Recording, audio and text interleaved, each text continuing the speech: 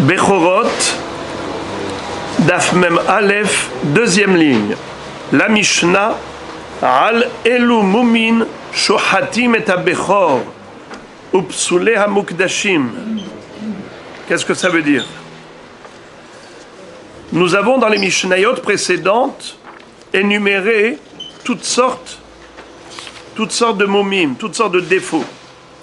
Les défauts qui pourraient rendre le Bechor Baal Mum et donc disqualifié en tant que Korban.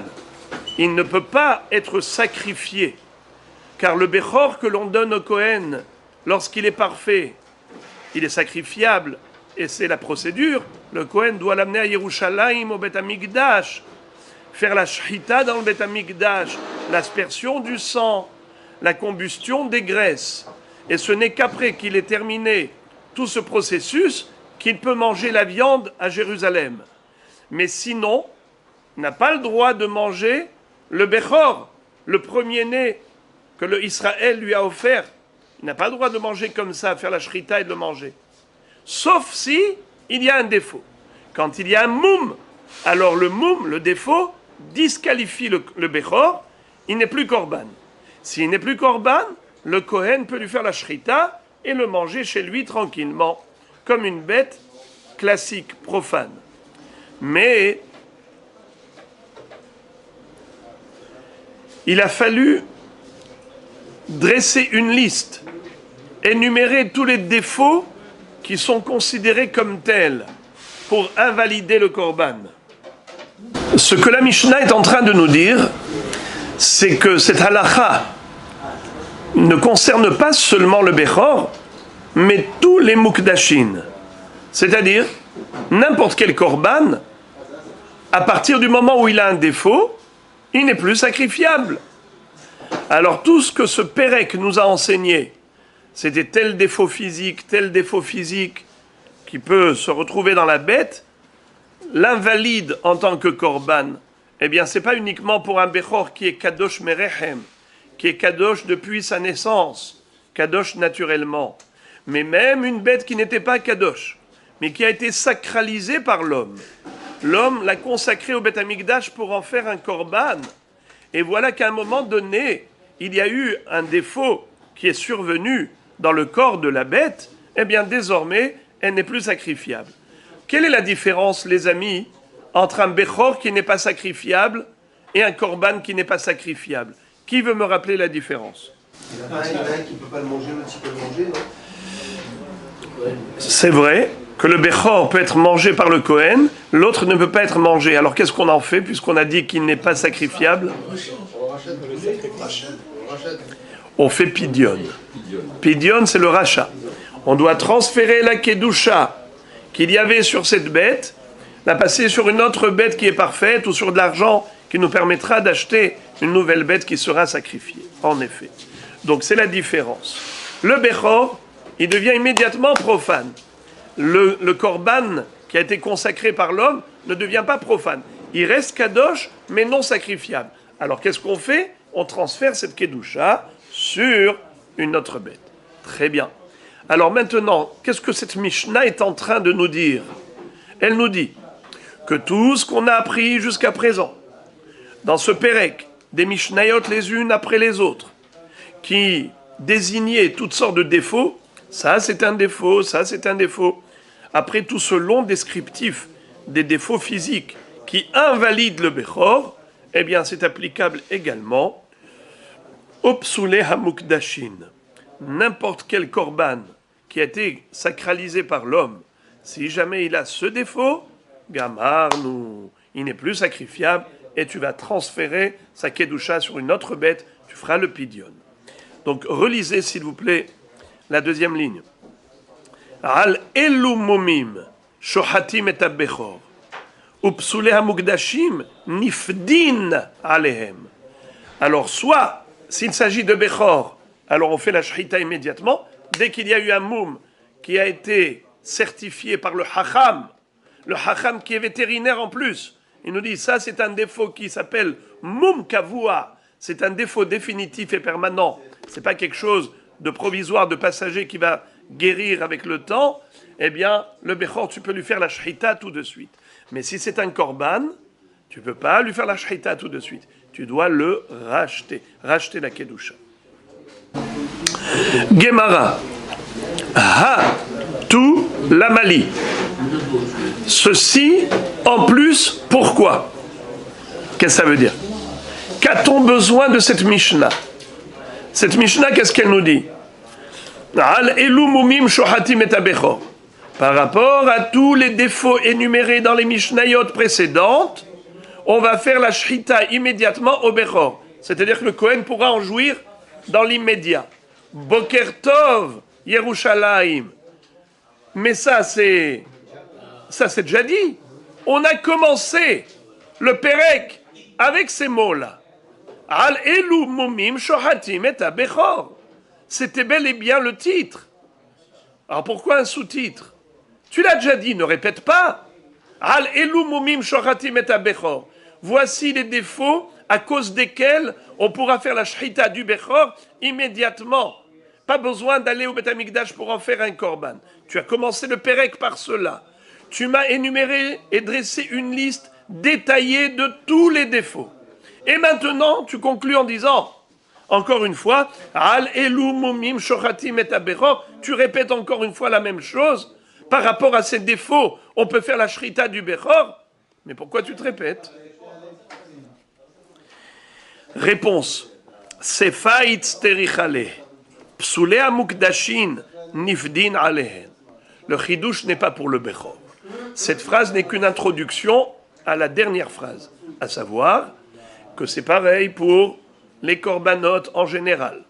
Pas un Bechor qui est kadosh depuis sa naissance, mais même toute bête qui a été sacralisée par l'homme, qui est devenue korban, et pitom, soudain, elle a subi un défaut, il faudra faire pidion, le rachat. Ça, c'est le chidouche. La Gemara dit, ah bon, c'est cela le chidouche, haname pshita, mais cela également, c'est une évidence.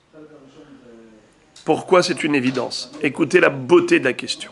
C'est une objection très forte. Mishhat shahatinan mifrak mibaya. Qu'est-ce que ça veut dire? Lorsqu'il s'agit du Bechor, qu'est-ce que tu me dis? À cause de ce défaut, ou grâce à ce défaut, parce que le Kohen, le Kohen, il est tout content, il dit, grâce à ce défaut, maintenant je peux en jouir. Imaginez-vous à l'époque où le Beth Amikdash n'est pas encore reconstruit. Le Kohen, qu'est-ce qu'il peut faire avec un Bechor? Il n'a rien à faire. On lui donne un Bechor, il dit, merci pour le cadeau, et qu'est-ce que tu veux que j'en fasse? Il n'y a pas de Beth Amikdash. Je ne peux pas aller à Jérusalem pour faire le Korban. Alors, en plus, on lui donne du travail, parce qu'il faut qu'il entretienne. Il n'a pas le droit de le tuer, il n'a pas le droit de rien faire. Entretiens ce Bechor. Tu n'as même pas le droit de tondre la laine. La laine, elle pousse, elle pousse, elle pousse. Tu n'as même pas le droit de boire son lait. Eh ouais, je fais rien du tout. Kadosh. Et tu l'entretiens. C'est pour ça que le Kohen, il rêve du défaut. Il dit, pourvu qu'aujourd'hui, il essaye de traverser une clôture, qu'il s'accroche au barbelé, qu'il s'arrache la paupière, qu'il se déchique les lèvres. Ah, ça m'arrangerait fortement. Alors, monsieur Cohen, là, la Gemara dit, en effet, si cette bête a subi un défaut, kavua, permanent, tu pourras immédiatement faire la shrita. Rabotai, je vous pose la question. Qu'en est-il d'un Cohen qui est impatient? Il dit, moi, je ne peux pas attendre. Non, je ne peux pas attendre. Je prends mon mouton, allez, je lui fais la shrita. Rabotai, dites-moi de quoi il est passible, cet homme. Bravo. Hayaf karet. Passible du retranchement. Pourquoi? Ça s'appelle en hébreu shrouté hutz. Il a fait la shrita d'un korban bahutz. En dehors du Beth Amikdash, c'est extrêmement grave. Vel petach ohel moed lo hevio venichreta nefeshayim e'ameha. Alors, la Gemara dit, même ce issour qui est particulièrement grave au point d'être passible de karet a disparu avec un petit défaut.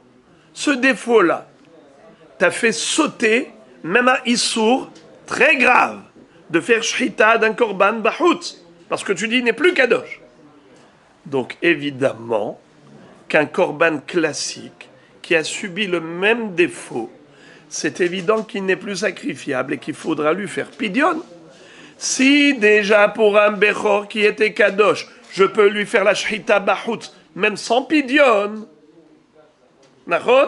alors à plus forte raison que pour un korban normal, c'est sûr qu'il faudra faire le pidion. Alors je vois pas le chidouche. Ça, j'aurais pu le déduire tout seul, par Kalva Homer. Rien que dis-moi pour le Bechor, et moi je raisonne tout seul. Dis-moi, Al Elu Hammumim, Shohatim et Bechor. S'il y a dans le Bechor un tel défaut, tu peux lui faire la Shrita même Bahout. Avec cet enseignement, ça me suffit amplement. Et moi tout seul, je vais raisonner en disant, et s'il s'agissait d'un korban classique qui a subi un défaut, certes, je ne pourrais pas lui faire la shrita comme ça, il faudra faire pidion, et ensuite je fais la shrita. Donc si le Bechor, tu as le droit de faire la shrita directement, sans rien attendre, à plus forte raison pour un korban un classique, tu es sûr qu'il faut lui faire un pidion. Alors où est le chidouche?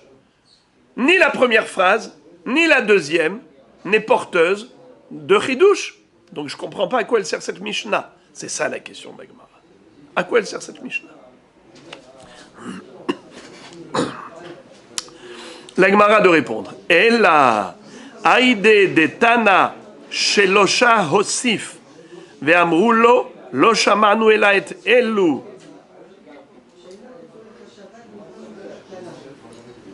ve'katane ve'ate de hidaa ve'kasatim la bechulehu al elu mumim shohatim et abechor upsule amugdashim nivdim alehem.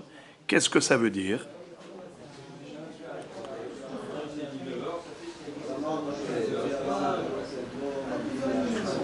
Étant donné que, au milieu de ces Mishnayot, on a eu à un moment donné un débat entre Hachamim et Rabbi Hilla. Rabbi Hilla, c'était un grand Hacham en matière de Mumim du Bechor. C'était, entre guillemets, un vétérinaire diplômé. Ça veut dire que ces Rabbanim lui avaient donné la smicha pour être moré, pour donner des psakim de halacha, même au niveau des défauts. Pour définir et déterminer un moum, il fallait une smicha. Il a été connu dans la ville de Yavne. Alors, lui, il a parlé de 3 défauts spécifiques. Et les Chachamim lui ont dit, non, on n'est pas d'accord avec toi. Les Chachamim lui ont dit, on n'est pas d'accord avec toi. Nous, on a reçu une liste de défauts, pas ces 3-là que toi tu as rajoutés. D'accord? Après cela, dans les Mishnayot d'après, on a eu encore d'autres rabbanim, comme Antigenos Ish Socho, qui lui aussi a donné des défauts, c'est-à-dire il nous a enseigné certains défauts qui peuvent invalider le Bechor. Et par conséquent, le Kohen pourra faire la Shrita tout de suite.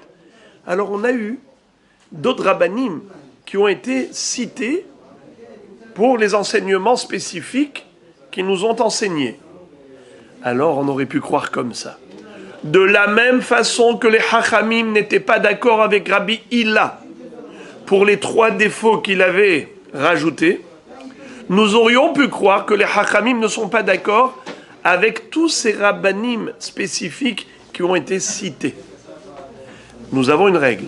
Yahid verabim, halacha kerabim. Quand on a une minorité de Hachamim contre une majorité, l'halacha elle est comme la majorité. Donc Rabbi Hilla et Hachamim, halacha comme Hachamim. Après ça, on te cite Antigenos Ish Socho, Rabbi Hanina, et ainsi de suite. J'aurais pu croire que l'halacha elle n'est pas comme eux. Comme les Chachamim se sont opposés à Rabbi Hilla, certainement, tous les rabbanim qui ont été cités par la suite, tous ces auteurs de ces halachot, certainement, ils se retrouvent en opposition avec la majorité des Chachamim. Donc certainement, la halacha n'est pas comme ces Chachamim. C'est ça ce qu'elle est venue faire cette Mishnah, nous dire non. La halacha, elle est comme tous ces rabbanim. Al elu mumim shohatim et habechor. Nous aurions pu croire que tous les défauts qui avaient été énumérés avant Rabbi Hilla, Beseder, ça fait l'unanimité. Ça, ce sont des défauts pour lesquels on peut faire la shrita du Bechor immédiatement. Mais après ça, depuis Rabbi Hilla, où on a vu des débats entre Hachamim et Rabbi Hilla, alors tous ces rabbanim qui ont été cités par la suite, la halakha n'est pas comme eux, car certainement les Hachamim s'opposent à leur opinion. Et selon la règle, Yahid, Verabim, halakha Kerabim, donc la halakha n'est certainement pas comme tous ces rabbanim qui ont été cités par la suite. Voilà pourquoi cette Mishnah est venue. En conclusion de toutes ces opinions, ce Rav a dit tel défaut, ce Rav a enseigné tel défaut du Bechor, et ainsi de suite. La halakha est comme tout cela. Voilà pourquoi cette Mishnah est revenue et a répété ce qui était inscrit déjà dans le titre. Al elu mumim shohatim tabechor, et là maintenant elle nous répète Al elu mumim en parlant des dernières opinions. Relisons s'il vous plaît. Et la haïde de Tana shelosha hosif ila ve'amrulo lo shamanu ela et elu ve'katane ve'ate de'ihida'a kasatim lal bechulehu al elu mumim shohatim et abechor upsule amukdashim nivdim alehem. Donc c'est ça le chidouche. Le chidouche c'est de nous dire que la halakha elle est comme tous ces rabbanim qui étaient en effet solitaires lorsqu'ils ont enseigné, lorsqu'ils nous ont donné tous ces enseignements, mais ne croient pas que la halakha n'est pas comme eux. La halakha est tranchée selon leur enseignement. Mishnah. Ve'elu she'en shohatin alehem lo bamikdash ve'lo bamedina. Voici les défauts à cause desquels la bête qui est Bechor ne pourra pas être shritée, ni dans le Mikdash, ni dans la Médina. C'est-à-dire, ni sacrifiée en tant que korban, et ni shritée par le Kohen qui voudrait en manger normalement. Médina, ça désigne tout ce qui est en dehors du Beth Amikdash, qui n'est pas un endroit kadosh pour la shrita. C'est quoi ces défauts? Havarvar ve'amaim she'en kvo'in. Pour ceux qui s'en souviennent, hier on avait vu le défaut qui s'appelle Havarvar. On avait vu le défaut qui s'appelle Maïm. Des yeux qui larmoient, des larmes qui coulent sans arrêt. She'en kvo'in. Mais c'est pas permanent. Ça veut dire, ça va et ça revient. Hutin apnimiyot shenifgemu avalo ne'akeru. Qu'est-ce que ça veut dire? Les gencives internes. Parce qu'on a les gencives externes. Dès que la bête ouvre sa bouche, on voit. Et on a les gencives qui se trouvent au fond, au niveau des molaires. Hutin apnimiyot shenifgemu, où il y a eu des entailles, des encoches, mais l'oneakeru, mais n'a pas été complètement déracinée. La gencive, elle est toujours en place. Ou bien Baal Garav, ou Baal Yabelet, ou Baal Hazazit. Ou bien celui qui a Garav. C'est quoi Garav? On va voir que c'est une sorte de maladie cutanée. Garav et Yalefet. On retrouve ça à propos des défauts d'un Kohen qui n'est pas kasher. Il a des problèmes au niveau de la peau. Alors, il y a deux sortes de shehin. Il y a des furoncles qui sont sous-cutanés. Il y a des furoncles qui sont, au contraire, sur la peau. Il y a ceux qui ont les deux. Et vous avez des furoncles qui sont lahmi bifnim, yavesh mi bachutz. Ça veut dire que c'est purulent en dessous, sous la peau. Et il y a, au contraire, une sécheresse au-dessus. Et la peau, elle est carrément fissurée, comme des gerçures. Ou l'inverse. Donc, nous avons toutes sortes de shehin. Alors, si la bête est là, du garav, c'est une sorte de furoncle. Il y a belet, verru. Baal hazazit. C'est quoi hazazit? C'est aussi une sorte de verru, dit Rashi. Mine shehin. Mine shehin.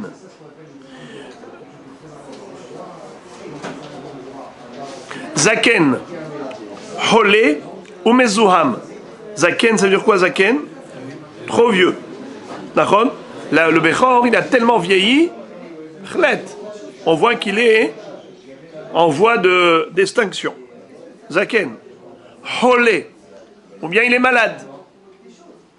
Mezuham. C'est quoi mezuham? Il sent mauvais. Il y a une odeur nauséabonde qui se dégage de lui. C'est une maladie. C'est pas parce qu'il transpire ou autre. C'est mamache comme ça une maladie.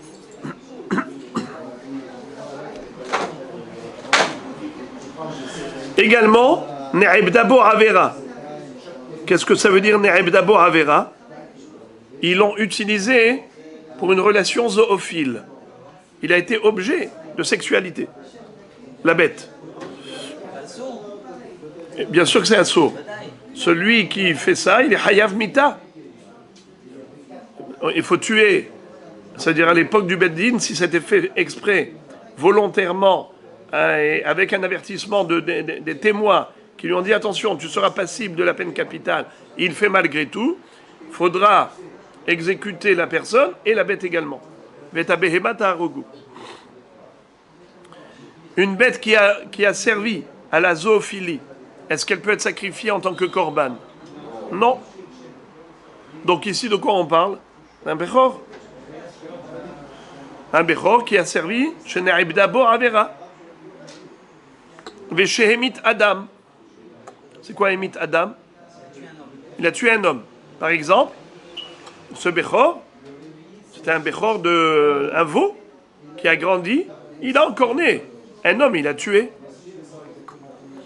Al-Pi Edehad.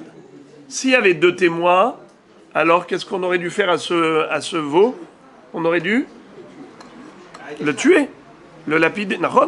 On doit le tuer à ce taureau en corner. Il n'y a pas plusieurs fois. Alors, la différence. C'est aussi la tuer, non? Chazak, la différence entre Shortam et Shor Muad. Shor Muad, c'est quand il a déjà fait 3 fois. Shortam, c'est quand il a fait 1 fois ou 2 fois. Dans les 2 cas, il faut tuer la bête. La différence, c'est le kofer. Est-ce qu'il faut payer des indemnités aux héritiers? Si il est Muad, il a déjà tué 3 fois, alors à ce moment-là, non seulement qu'on va lapider la bête, mais en plus, il faudra que le propriétaire de ce bœuf paye aux héritiers le kofer. C'est quoi le kofer? Alors, marloquet. Il y a ceux qui disent que c'est le prix du mort, il y a ceux qui disent que c'est le prix du propriétaire de la bête. Dme Nizak ou Dme Mazik. En tout cas, dans tous les cas de figure, il faut tuer la bête. C'est seulement s'il y avait 2 témoins. Mais si on n'a pas de 2 témoins qui nous racontent l'histoire, c'est juste un seul témoin qui l'a vu. Ou bien mieux encore, c'est le propriétaire de la bête, le propriétaire du Bechor, il vient au Beddin, il dit Rabotai, ma bête a tué quelqu'un. Est-ce qu'on va prendre cette bête, on va la tuer? Non, parce qu'il n'y a pas de 2 témoins. Par contre, c'est suffisant, ce témoignage, pour disqualifier ce Bechor en tant que korban. Il ne pourra pas être sacrifié. Vetumtum, veandrogynos. Qu'est-ce que ça veut dire vetumtum, veandrogynos? Tumtum, c'est quand au niveau de l'appareil génital, il y a une peau qui recouvre, qui fait qu'on ne peut pas maintenant déterminer est-ce que c'est un mâle ou une femelle. L'appareil sexuel n'est pas découvert et dévoilé. Tumtum, c'est qu'il est atum, il est fermé. Étant donné qu'au niveau de l'appareil génital, c'est couvert, c'est fermé, on ne peut pas savoir est-ce qu'on a affaire ici à un mâle ou une femelle. Rabotai, je vous pose la question. Quelle est la différence mâle ou femelle? Bravo. La différence entre mâle et femelle, c'est que Bechor Kadosh, c'est qu'un Zachar. C'est que s'il est mâle. Ça n'existe pas de Bechora. Nahon, il n'y a pas de Korban avec un Bechor femelle. C'est la raison pour laquelle, quand il est Tumtum, je ne sais pas quoi faire. C'est un Safek. Safek Zachar. Safek Nekeva. Peut-être qu'il est Kadosh, s'il est Zachar. Peut-être qu'il est Nekeva, donc il n'est pas Kadosh. Est-ce que je peux lui faire la Shrita dans le Bet Amikdash? Non. Pourquoi non? Parce que peut-être qu'il n'est pas Zachar. Et s'il n'est pas Zachar, il n'est pas Korban. On n'a pas le droit de faire la Shrita à une bête qui est profane. Comment ça s'appelle en hébreu, les amis? Hulin ba'azara. Hulin ba'azara. Une bête profane dans le Beth Amikdash, c'est assourd de lui faire la shrita. Alors, mais d'autre part, pourquoi tu ne fais pas la shrita à l'extérieur, dans le Médina? Parce que peut-être c'est un zachar, peut-être c'est un mâle, et si c'est un mâle, donc il est Bechor Kadosh, donc il faut lui faire la shrita dans le Beth Amikdash. Alors je peux faire ni dans le Beth Amikdash, ni à l'extérieur. Parce que s'il est zachar, il est Kadosh, comment tu peux faire à l'extérieur? S'il est Nekeva, comment tu peux faire à l'intérieur? Lo shohatim, lo bamikdash, velo bamedina. Androgynos, ça c'est androgyne. Qu'est-ce que c'est que androgyne? C'est qu'il a les deux sexes. Il est bisexué. Il est à la fois mâle et à la fois femelle. Quel est son statut halachique? C'est là tout le problème. On ne peut pas. Ni dans le Beth Amikdash, ni à l'extérieur.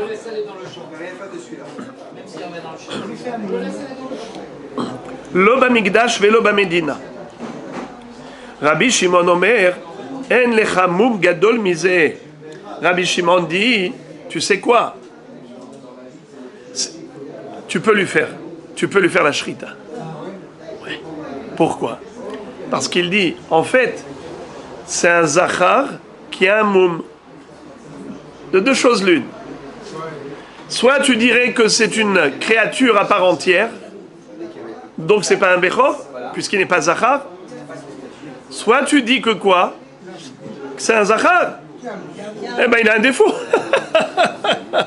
Est-ce que c'est pas un défaut le fait qu'il ait aussi le sexe féminin alors que c'est un zachar? C'est sûr que c'est un défaut.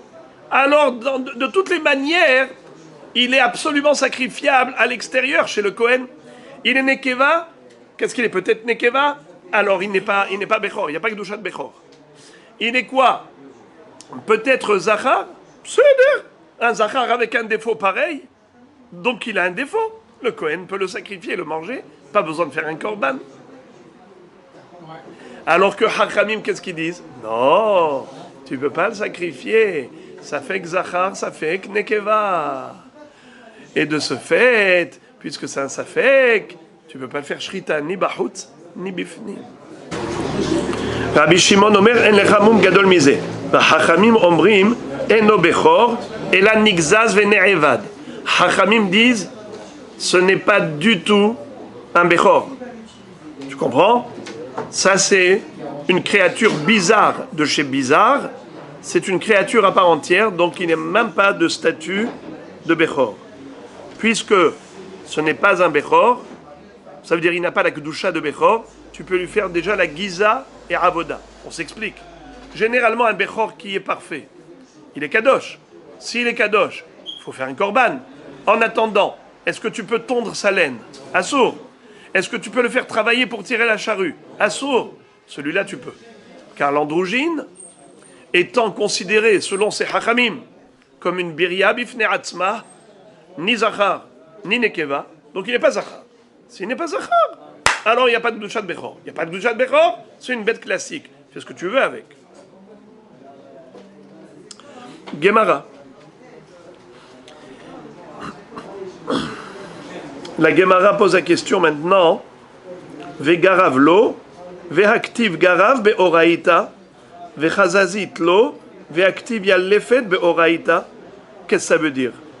La Gemara s'étonne beaucoup par rapport à cette Mishnah, car au travers des défauts qu'elle a énumérés, en nous disant que tous ces défauts-là font que la bête, elle est safek. On ne peut pas lui faire la shrita ni en tant que korban dans le Beth Amikdash, et ni en tant que bête profane à l'extérieur du Beth Amikdash. Lo bamikdash velo bamedina. N'est-ce pas? C'était bien le titre de cette Mishnah. Donc tous les défauts énumérés dans cette Mishnah font partie de Safek. Il m'a dit Safek. Garav? Chazazit? Mais ça, ce sont des sortes de furoncles, de shechin, qui sont clairement et explicitement énumérés dans la Torah. La Torah, elle te parle de Garav, de Yalefet, de shechin. Ce sont des défauts qui ont été stipulés dans la Torah. Alors pourquoi tu me dis qu'il y a un safek? Des oraïta. C'est écrit dans la Torah que c'est un moum, que c'est un défaut. Alors où est ton safek? Vadaï que ce Bechor, il n'est plus kadosh, et que tu peux lui faire la shrita Bamedina, pourquoi tu dis non, non, non, pas Bamedina, l'âme? Lisons la Gemara. Vegarav lo, veactiv garav beoraita. Pourtant, dans la Torah, c'est écrit Garav. Vechazazit lo. Veactiv, il y a l'effet beoraita. Il y a l'effet. C'est quoi il y a l'effet? C'est quoi il y a l'effet? C'est une sorte de furoncle, une maladie de la peau, n'est-ce pas? Et comment on l'appelle dans le Lachon des Chachamim? Hazazit. D'ailleurs, même dans le Etrog, pour ceux qui se rappellent, il y a un Etrog où il y a Hazazit. C'est un Etrog qui est malade de la peau. Il a une peau malade. Il y a des Trogim qui ont une peau malade. Qu'est-ce qu'ils ont? Hazazit, une sorte de furoncle. Eh bien, ça s'écrit dans la Torah que pour une bête ou pour un homme, c'est considéré comme un défaut. Je ne comprends pas pourquoi tu me dis que c'est un safek. C'est sûr que c'est un défaut parfait. C'est un défaut parfait. Pas mal comme euphémisme. Alors, la Gemara dit Garav Betania, Garav ze acheres. Il y a l'effet zu hazazit amitzrit. Ve'amarish lakish lama nikra shema ya l'effet, shema la fefet ve'olechet adiom amita. D'accord? Qu'est-ce que ça veut dire? Nous avons une braïta qui nous dit que la chazazit, c'est la traduction de Yalefet. Dans la Torah, c'est écrit Yalefet, mais on ne sait pas ça veut dire quoi. Ils te disent Chazazit Amitzrit.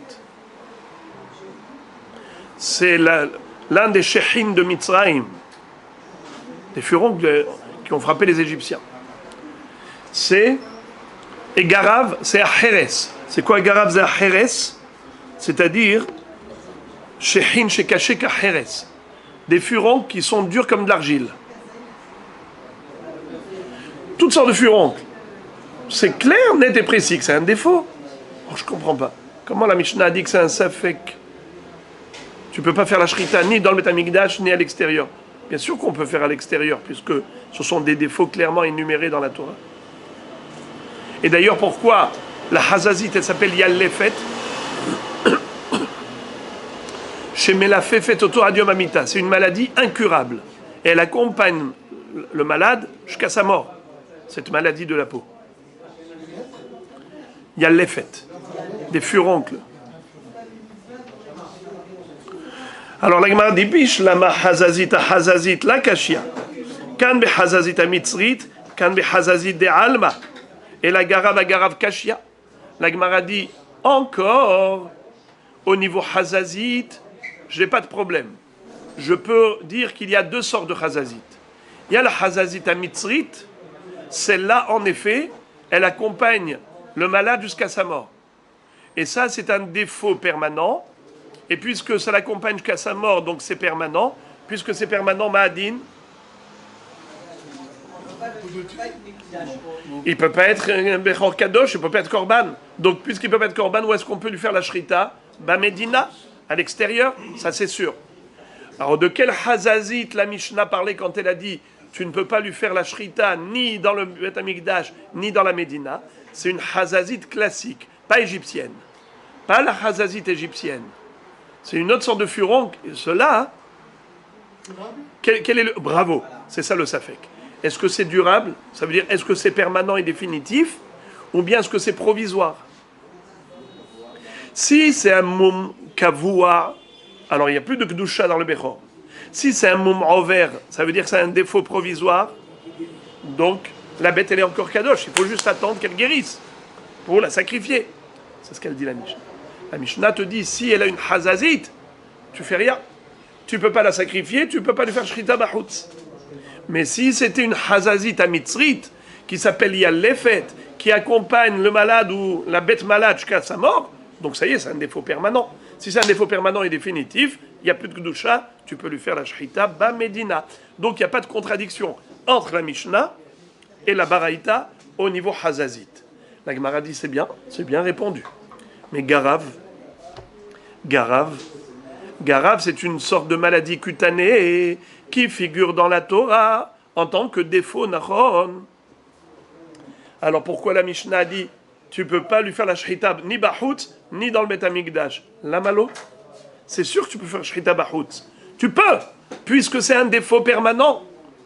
La Torah l'appelait garav comme défaut. On est d'accord? La question est toujours en vigueur. Réponse. La Gemara dit garav à garav nami la kashia. Qu'est-ce que ça veut dire garav à garav nami la kashia? Le aleph en araméen, au début d'un mot, c'est comme al en hébreu, sur en français. Ça sur ça, il n'y a pas de contradiction. Ça par rapport à ça, ce n'est pas contradictoire. Garav du Pasuk et Garav de la Mishnah ne sont pas le même Garav. C'est-à-dire, Habelah, Habe Yavesh. Lah Itse, Yavesh Lom Itse. Qu'est-ce que ça veut dire? Ça dépend si c'est un Garav sec ou un Garav purulent. Si c'est une maladie de Garav qui est purulente, ça guérit. On peut soigner avec le temps. C'est pour cela que on a un safek dans la Mishnah. Ça va guérir ou pas? Mais si c'est déjà Yavesh et que maintenant la peau est nécrosée, dans ce cas-là, il n'y a plus de guérison possible. C'est un défaut permanent et Bevadai, puisque c'est un défaut permanent, que le Bechor n'est plus Kadosh.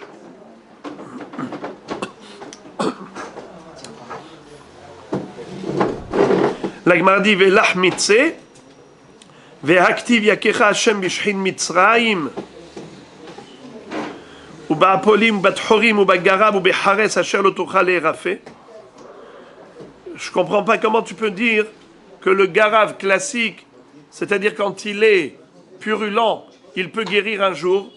Pourtant, dans le Passouk, c'est écrit clairement que c'est incurable. Quand Akadosh Baruch Hu nous met en garde dans Parashat Kitavo, où il y a là-bas malheureusement des malédictions, il y a 98 malédictions dans Parashat Kitavo qui sont des mises en garde, des avertissements. Akadosh Baruch Hu dit attention, si tu t'éloignes des chemins de la Torah, tu te détournes de moi par rapport à l'alliance qu'on a établie mutuellement, eh bien, sache que tu encours des dangers. Tu cours des dangers. L'un d'entre eux, c'est ces maladies cutanées. Et nous voyons qu'à propos du Garav, il est écrit Asher lo tuchal le'erafeh. Il n'y a pas de refoua. Alors comment tu peux me dire que Garav, qui est lach, humide, c'est-à-dire purulent, il y a une refoua possible. Mais la Torah elle-même, elle dit qu'il n'y a pas de refoua. Alors la Gemara dit Umir dirtivu bechares, hare garav lach amour, veka amar asher lo tuchal le'erafeh. Ça veut dire quoi? Puisque dans le même verset s'écrit ou bechares, donc on nous a parlé du sec. Donc garav c'est quoi? C'est le purulent qui est là, qui est humide. Et malgré tout, on nous dit qu'il n'y a pas de refoua. La Gemara répond Elat tlata havu. Il y a 3 sortes de garav. Dikra, yavesh men mibifnim el mibahut. Le garav du Passouk, c'est une maladie cutanée où il y a un sointement au-dessus. Pardon, excusez-moi. Yavesh, c'est sec à l'extérieur et à l'intérieur. Sous-cutané et cutané. C'est sec en dessous et au-dessus.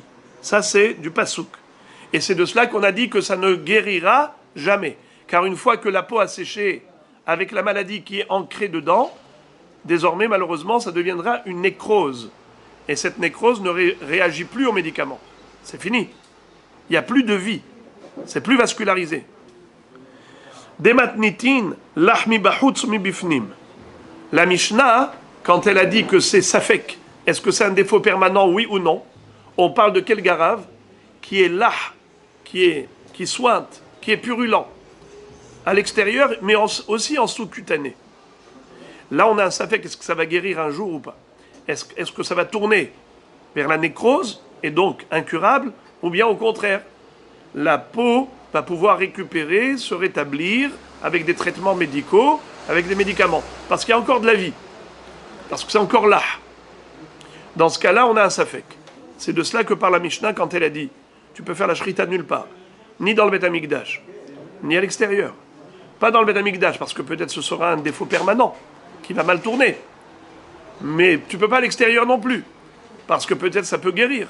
C'est peut-être un moment vert. Voilà. Des Mitzraïm, yavesh mi bifnim velach mi bachutz. Dirtiv ha'ish shechin poreach hababu'od ba'adam. C'est-à-dire que les furoncles d'Égypte, qu'on appelle shechin, l'une des plaies, Dam Tsefardea, Kinim Arov, Dever, shechin. Shechin de Mitzraïm, c'était l'achmi bachutz, ve'yavesh mi bifnim. Dans la peau, en sous-cutané, c'était yavesh, c'était nécrosé, et dessus, c'était purulent.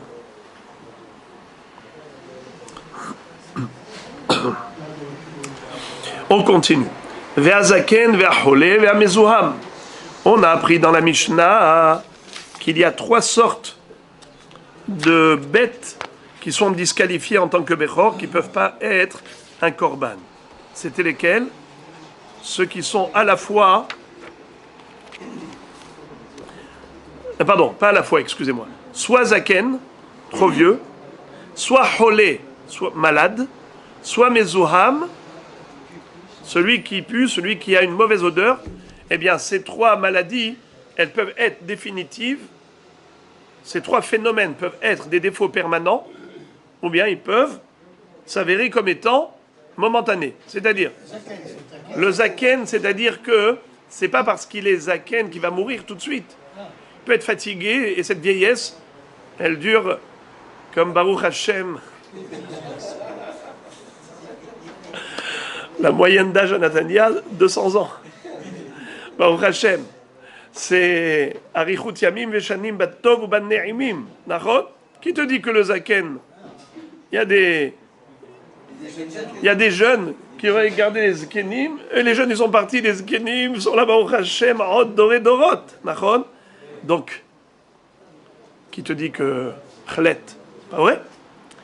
Zaken, Cholé, malade, il peut guérir. Mais Zoham, même s'il sent mauvais, mais ça ne veut pas dire que c'est un défaut qui sera régulier et définitif. Ok. Alors maintenant,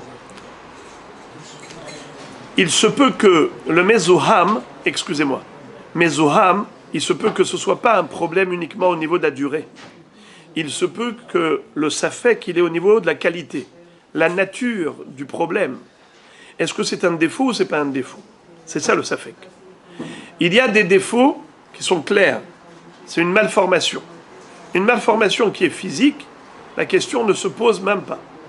Vadaï que le Bechor n'est plus kadosh. Il a un moum. Mais Mezoham, mauvaise odeur. Qui te dit que c'est un défaut? Alors, pour un être humain, d'accord, mais pour un animal, qui te dit que sentir mauvais, c'est un défaut? Peut-être oui, peut-être non. Donc au niveau du Mezoham, c'est peut-être pas un problème de durée. Est-ce que c'est définitif ou pas? Il est fort possible que ce soit un problème au niveau du degré du défaut. La Gemara dit Menahanemile. D'où on apprend qu'on n'a pas le droit de faire un korban avec un zaken ou un cholé ou mezoham, des tanoura banan, minatson, minakesavim, ou minaizim, prat les zaken, les cholé, et les mezoham. C'est-à-dire,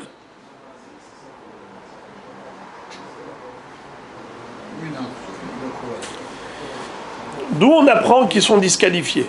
Ces 3-là. Le vieux, le malade et celui qui a une mauvaise odeur. Eh bien, on apprend du min. Dans Parashat Vaikra, on nous parle du korban, des korbanot. Nachon? Comment est-ce qu'on offre des sacrifices dans le Beth Amikdash? Parmi les korbanot, on a korban Ola, l'Holocauste, qui est entièrement consumé sur l'autel. La Torah nous dit Adam qui akriv mikem korban lachem, mina behema, mina bakar ou mina tson. Takrivu et korban chem. Et là-bas c'est écrit mina kesavim, mina tson, mina kesavim ou mina izim. C'est quoi tson? menu bétail. Kesavim, mouton. Izim, chèvre. Pourquoi est-ce qu'on n'a pas dit Tzon, Kesavim, Izim? Pourquoi tu dis Min Hatzon, Min Ha-Kesavim, Min Ha-Izim? En hébreu comme en français, quand tu dis de parmi, ça veut dire qu'une partie, pas tout. Sous-entendu, il y a des Tzon qui sont disqualifiés. Il y a des Kesavim qui sont disqualifiés. Il y a des Izim qui sont disqualifiés. Lesquels? Zaken, Holé et Mezoham. Ok? On a 3 pour 3. La Gemara dit Utsriche. Donc, Rabotai, je reviens sur ce que j'ai dit tout à l'heure. Tout à l'heure, je vous ai dit que peut-être c'est un problème de nature. Est-ce que c'est considéré comme un défaut ou pas? Non. C'est évident que Zaken, Holé et Mezoham, c'est un défaut puisqu'on le déduit du Passouk. Seulement, j'ai un safek, est-ce que c'est un moum kavoua ou un moum rover? Pendant que la bête elle est malade, c'est sûr qu'elle n'est pas sacrifiable. Mais une fois qu'elle va guérir, c'est sûr qu'elle sera sacrifiable. Nahon? Alors, maintenant, ce Bechor-là, je ne sais pas s'il a un défaut kavoua ou il a un moum rover, un défaut provisoire. Voilà pourquoi on ne peut pas lui faire la shrita, ni à l'extérieur, ni à l'intérieur du Beth Amikdash. Et la Gemara dit, pourquoi est-ce qu'on avait besoin de 3 psukim, Minatzon, Minakesavim et Minaizim, pour exclure Zaken, Holé et Mezoham? Est-ce que ça n'aurait pas suffi de nous enseigner un, et nous, par comparaison, on aurait également inclus les autres? La Gemara dit non, on n'aurait pas pu. Utsriche, on avait besoin des 3. Deikat Abrahamana le Maoute Zaken, de Lohadarbari, Aval Holé de Hadarbari, Imalo. Si on avait exclu que le Zaken, j'aurais dit parce que le Zaken ne peut pas faire machine arrière. La montre, quand elle tourne, elle ne fait jamais marche arrière. Elle ne va qu'en avant. Elle tourne, elle tourne, elle tourne. Donc le Zaken ne peut pas devenir jeune. Donc si on t'avait dit que le Zaken est disqualifié en tant que Korban, on aurait dit parce que le Zaken, il ne peut pas rajeunir. Donc c'est un défaut permanent. Par contre, comment il s'appelle? Le Holé peut guérir. Alors c'est la raison pour laquelle je n'aurais pas su qu'il est disqualifié en tant que Korban. Le Zaken, si la Torah l'a disqualifié, c'est parce qu'il est irréversible.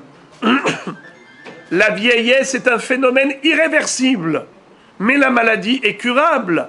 Donc j'aurais pu croire que ce n'est pas un défaut disqualifiant, le Korban du Bechor. Vikat Abrahmana Holé, Delav Orhe, Aval Zaken Dainu Orhe Malo. Et si la Torah n'avait disqualifié que le malade et pas le Zaken, j'aurais dit, tu sais quoi? Le Zaken, il est caché en tant que Korban. Pourquoi? Car le Holé, c'est hors nature. La nature, c'est d'être en bonne santé. Un malade, c'est qu'il a dévié du circuit naturel. Mais un Zaken, c'est dans le cas de la nature, on vieillit, c'est tout à fait normal. Donc, étant donné que la vieillesse est un phénomène naturel qui est absolument normal, nous aurions pu croire que ce n'est pas un phénomène disqualifiant. Et que le Bechor, il reste kadosh malgré tout. Et pourquoi tu veux dire que c'est un défaut? Vieillesse, c'est un défaut, ma pitom. Mais la vieillesse, c'est dans le circuit de la vie. C'est ça le chidouche. C'est de dire que malgré tout, il est disqualifié. Veikat Avrahmanatre, les maotehane, des kahiche, aval mezuham de lo kahish imalo. Et si on nous avait exclu que ces deux, à savoir le Zaken et le Holé, le vieux et le malade, j'aurais dit, tu veux savoir pourquoi ils sont disqualifiés? C'est parce qu'ils sont fatigués. Le Zaken, il est fatigué. Le malade, il est fatigué. Mais le Mezoham, celui qui a une mauvaise odeur, il est en bonne forme. Hein. Eh bien, lui, j'aurais pu penser que ce n'est pas un défaut qui invalide le Korban, Kamash Ma'alan. Il fallait nous le dire. Alors maintenant, dans ce cas-là, dis-moi juste le Mezoham. Si déjà le Mezoham, il est disqualifié, à plus forte raison les deux autres. Et te dit,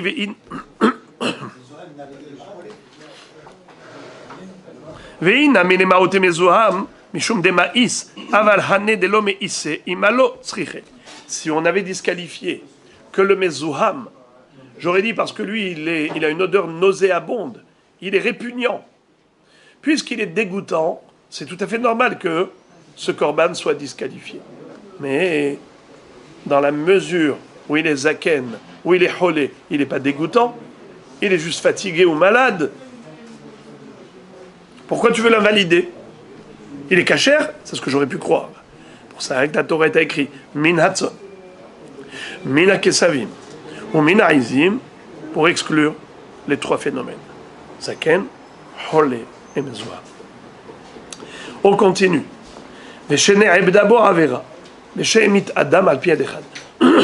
Nous avions vu dans la Mishnah que si jamais la bête avait fait l'objet de zoophilie, d'une relation zoophile avec quelqu'un, ou bien qui avait tué une personne, là encore né, quelqu'un l'a tué. Si ça a été fait devant deux édim qui ont témoigné, alors la bête elle est exécutée.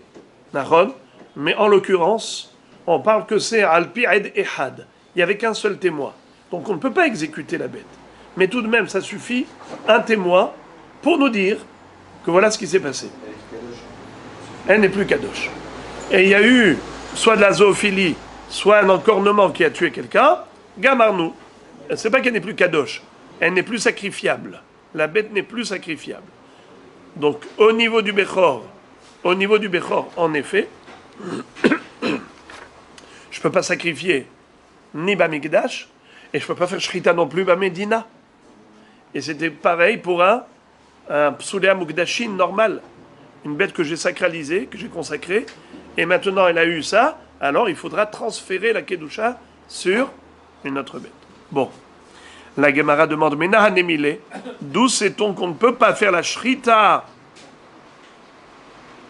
d'une bête qui a fait l'objet de sexualité, de zoophilie, ou qui a tué quelqu'un, Detanu Rabanan, Minabema, Leotzi et Aroveya, Vet Hanirba, Minabakar, Leotzi et Aneevad, Min Hatson, Leotzi et Amukze, ou Minatson, Leotzi et Anogeyah.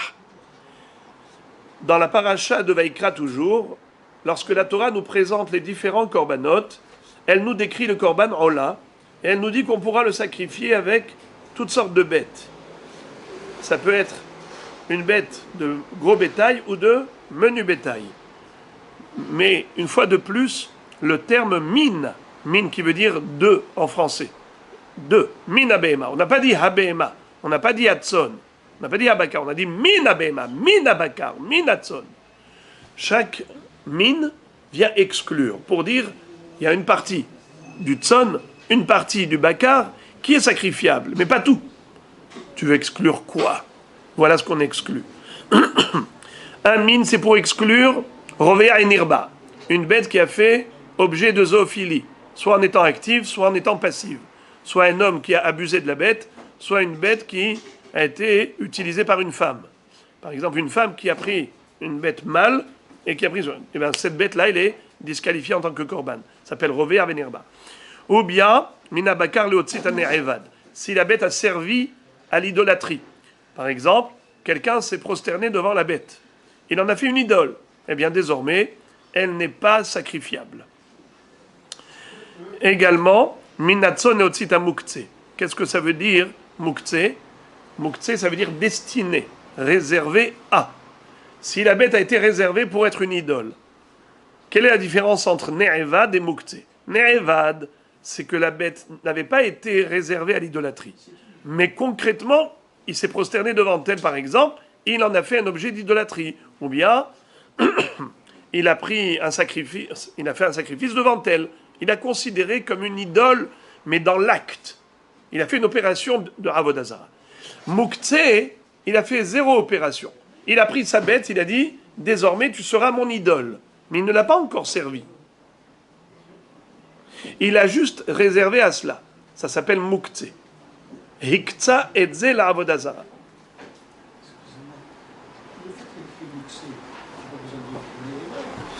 Répondez vous-même à votre belle question. Elle est belle, mais la réponse, elle est toute proche de vous.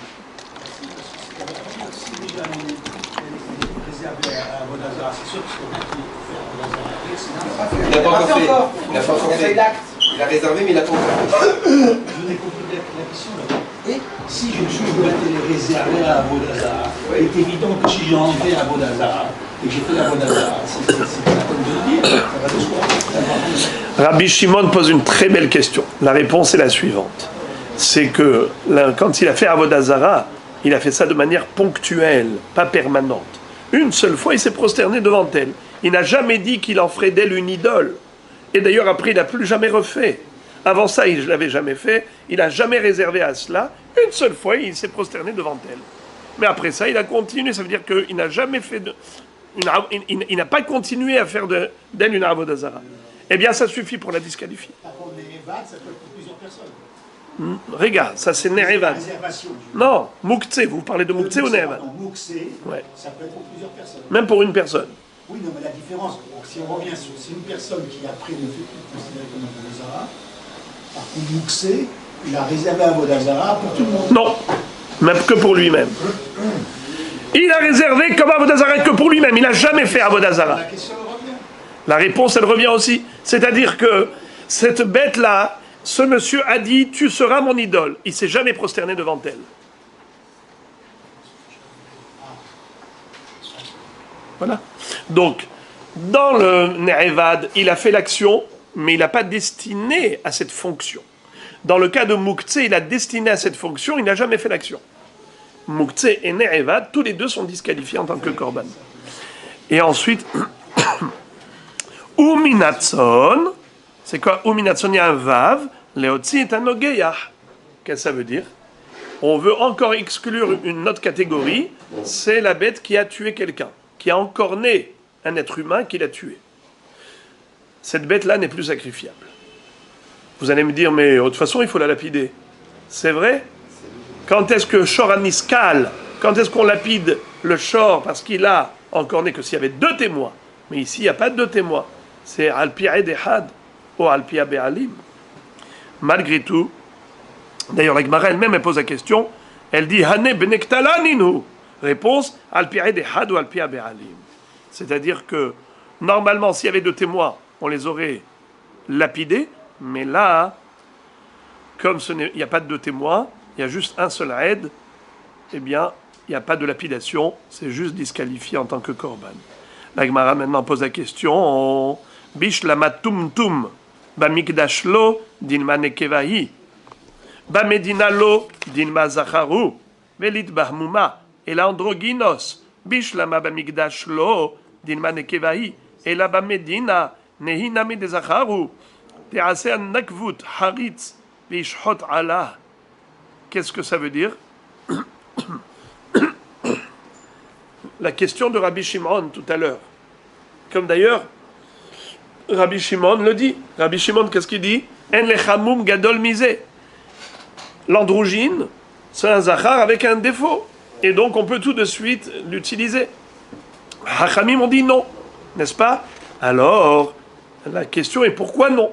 C'est ça la question de Rabbi Shimon. Je parle de Rabbi Shimon d'Atlan, qui pense comme Rabbi Shimon Bar Yochai. Hazak. C'est-à-dire, la Gemara dit encore tum tum. C'est celui qui a une peau qui recouvre l'appareil génital et il n'est pas définissable. On ne peut pas déterminer s'il est mâle ou femelle. Alors j'ai bien compris pourquoi on ne peut pas prendre ce Bechor et lui faire Shrita ni Bamikdash ni Bamedina. Bamikdash non, parce que c'est peut-être Nekeva. Bamedina non, parce que c'est peut-être Zachar. Mais androgynos, pourquoi tu ne dirais pas que c'est un Zachar? Qu'est-ce que ça veut dire? Androgynos bishlama bamikdash lo. Encore tu me dis dans le Mikdash tu peux pas parce que c'est un Nekeva. Mais pourquoi est-ce que tu ne dirais pas que Bamedina? Vas-y. Bamedina, pourquoi? Même si tu vas dire que c'est un Zachar, mais c'est un Zachar avec un défaut. Rabbi Shimon Bar Yochai qui a dit dans la Mishnah En lechamum gadol misé. T'as pas un défaut plus grand que celui-là que dans un corps masculin tu as une forme féminine, ça veut dire que tu as le sexe féminin. Ça c'est un défaut par rapport aux Zachar. Alors je comprends pas pourquoi est-ce qu'on pourrait pas faire la Shechita Bamedina. C'est la question de la Gemara. Amar Abaye Amar Kra O Harutz O Shavour Harutz Dumia de Shavour Ma Shavour Bemakom Etzem Af Harutz Bemakom Etzem. La réponse de Abaye est ingénieuse et lumineuse. Abaye nous dit que dans les défauts qui sont énumérés dans la Torah, on nous a mis Harut à côté de Shavour. Shavour, ça veut dire un os brisé. Harut, ça veut dire fissuré, fendu. Harit, vous savez c'est quoi un harit? Un sillon. Par exemple, quand on laboure, on fait un sillon. Une tranchée, ça s'appelle harit. Harut, ça veut dire c'est fendu. Alors, de la même façon que Shabour, c'est Bemakom Etzem. Shabour, c'est un os qui est brisé. Même Harut, la fente, ça doit être dans un endroit où il y a un os. Or, entre les jambes, il n'y a pas d'os. N'est-ce pas? L'appareil génital n'est pas osseux. L'appareil génital n'est pas osseux. C'est la raison pour laquelle ce harit, cette fente-là, qui donne une impression d'être une femelle, pour ça qu'il est androgyne, parce qu'il est à la fois, il est bisexué. Il a à la fois le sexe masculin, à la fois féminin. Alors le sexe féminin qu'il a, c'est quoi? Tu veux le considérer comme un défaut par rapport au fait qu'il soit zachar. Il dit, ce défaut n'invalide pas le korban. Car pour qu'un harit, une fissure, une fente, disqualifie un korban, il faut que ce soit un harit bemakom etzem, là où il y a de l'os. Là, il y a une fente au niveau osseux, dans un domaine osseux, là, tu peux parler de harit. Harutz o shavour, ma shavour bemakom etzem, af harutz bemakom etzem. Donc voilà pourquoi Hachamim ne sont pas d'accord avec Rabbi Shimon. Alors les amis, maintenant, la Gemara dit, Amar Abaye, ça c'est la belle réponse qu'a donnée Abaye. Mais Rava dit, je n'ai pas besoin de cela. Rava dit, je n'ai pas besoin de cela. Blo shavur nami, lo matzit amart, harutz bemakom basar avemuma. Deis al kadatar avemuma, kevan de amar garav, zeu heres, miharatz haritz. Urtiv, umar'eu amok minaor, kemar'e hama amuka minatzel. Velichtov rahamana harutz, velo ba'e garav, ve'amina harutz de lo maïs, avemuma, garav de maïs lachol sheken. Katav rahamana garav le memar de harutz, bemakom basar, lo avemuma. Rava dit comme Abaye, et même il lui amène de l'eau à son moulin. Il lui cite une preuve comme quoi il a raison. Pour dire que une fissure dans le corps de la bête, quand est-ce que cette fente sera considérée comme un défaut? Que dans la mesure où ça avait lieu dans un domaine osseux. Mais si c'est que de la chair, c'est charnel, ce n'est pas osseux, une fente là-bas ne sera pas considérée comme un défaut. Quelle en est la preuve? Elle est extrêmement subtile. Rava est parti chercher loin une preuve pour Abaye. Regardez ce qu'il lui dit. Dans la liste des défauts, on retrouve garav, on retrouve également garav et on retrouve également harutz. Shavour, harutz, garav. Nachon? Il dit garav, c'est quoi? Tu nous as expliqué déjà que garav c'est ou heres. Qu'est-ce que ça veut dire heres? C'est-à-dire la peau qui est dure comme de l'argile. Et donc elle est pleine de fissures. Elle est pleine de fissures. Harutz, c'est aussi une fissure. Alors pourquoi tu as besoin d'écrire harutz et garav? C'est une redondance inutile. Et la vadaï. Que harutz, étant donné que c'est bemakom ha'etzem, Davka bemakom ha'etzem, j'aurais pu penser que garav, c'est un problème de peau cutanée. Et bien, comme c'est pas bemakom ha'etzem, j'aurais pu penser que c'est pas un moum. C'est pour cela que j'avais besoin d'écrire Harutz et Garav. Parce que de Garav, je n'aurais pas pu déduire Harutz. C'est ce qu'il dit. Regardez encore une fois. Rava Amar, Blo Shavur Nami Lomatzit Amart, Harutz Bemakom Asar Avemuma. Même sans faire la comparaison entre Shavur et Harutz, comme toi, Abaye, tu l'as faite. Abaye a dit par la juxtaposition qu'a faite la Torah entre le mot Harutz et le mot Shavur, j'en ai déduit que de la même façon que Shavur, brisé, c'est Etzem, ainsi Harutz, c'est Bemakom Etzem. Il faut que ce soit un domaine osseux. T'as pas besoin de ça. Ravadi Abaye, c'est évident que c'est comme ça. C'est évident que Harutz, c'est que Bemakom Etzem. Mais pas parce que la Torah elle a juxtaposé Harutz et Shavur.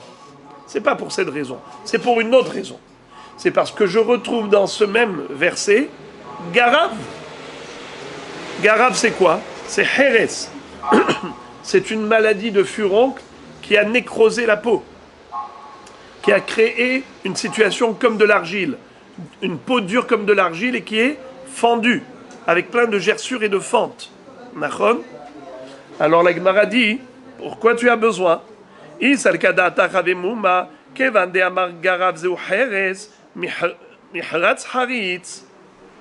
Uktiv umar'eu amok min na'or kemar'e hama ha'amuka min atzel נכתוב רחמן החרוץ ולא באי גרב ואמין החרוץ דלא מאיס ומומה גרב דמאיס רחול שכן. C'est-à-dire, pourquoi la Torah avait besoin d'écrire Garav? Si tu me dis que Harutz, c'est des fentes, c'est de la peau fendue, même si c'est pas dans un domaine osseux, alors dans ce cas-là, pourquoi tu avais besoin d'écrire Garav? Tu aurais pu écrire un Harutz, qui veut dire des fentes, fissurées, et j'aurais dit ici déjà des fissures et des fentes, qui ne sont pas écœurantes, qui ne sont pas dégoûtantes. Malgré tout, ça disqualifie la bête en tant que korban. À plus forte raison, Garav, que c'est écœurant parce que ce sont des furoncles qui ont rendu la peau malade. Et cette peau maintenant, elle s'est déshydratée, elle s'est nécrosée, et elle s'est fissurée et fendue. C'est évident que cette bête, elle est invalidée. C'est sûr qu'elle est disqualifiée en tant que korban. Car si déjà des fentes qui ne sont pas dégoûtantes, c'est considéré un défaut invalidant, à plus forte raison des fissures répugnantes, abominables, dégoûtantes, purulentes, c'est sûr que c'est vadaï que c'est disqualifiant. Alors pourquoi la Torah elle a écrit et Harutz et Garav? Tu aurais pu économiser le mot Garav.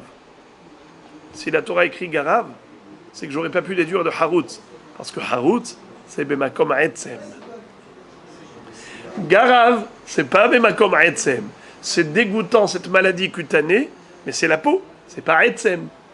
Alors que Harutz, c'est Bemakom Etzem. Vous entendez? Je répète.